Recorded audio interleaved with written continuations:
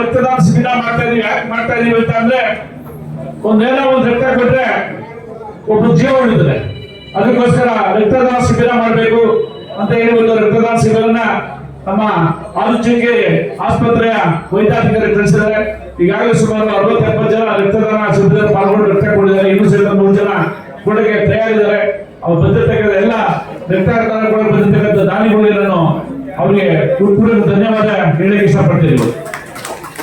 ಇವತ್ತೆಲ್ಲರೂ ಮಾತಾಡಿದ್ರು, ಮುತ್ತಣ್ಣವರು ಸೈಡ್ರವರು ಮಾತಾಡಿದ್ರು ನರೇಂದ್ರ ಮೋದಿ ಬಗ್ಗೆ ಏನೇನ್ ಮಾಡಿದ್ದಾರೆ ಅಂತೇಳಿ.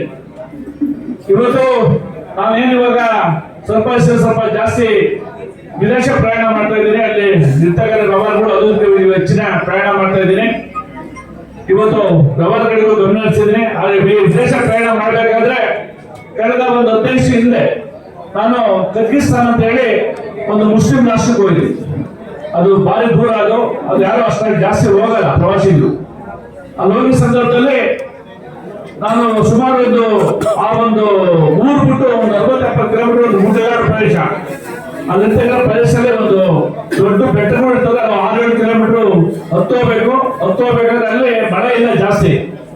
ಆ ಮಳೆ ಪರ್ವತಕ್ಕೆ ಮಂಜುಗಡ್ಡೆ ನೀರು ಬರ್ತದೆ. ನೀರಲ್ಲೇ ಸುಮ್ಮನೆ ವ್ಯವಸಾಯ ಮಾಡ್ತಾರೆ. ಮಂಜುಗಡ್ಡೆ ನೀರು ಆವಿ ನೀರಲ್ಲಿ ಮಳೆನೇ ಇಲ್ಲ ಜಾಸ್ತಿ, ಆವಿ ಆಗ್ತದೆ. ಅಂತ ಒಂದು ಪ್ರದೇಶ ಒಂದ್ ಕಡೆ ಬಂದ್ರೆ 18 ಡಿಗ್ರಿ ಸೆಲ್ಸಿಯಸ್ ಉಷ್ಣಾಂಶ ಇರುತ್ತೆ, 30 ಡಿಗ್ರಿ ಇರುತ್ತೆ, 40 ಡಿಗ್ರಿ ಇರ್ತದೆ.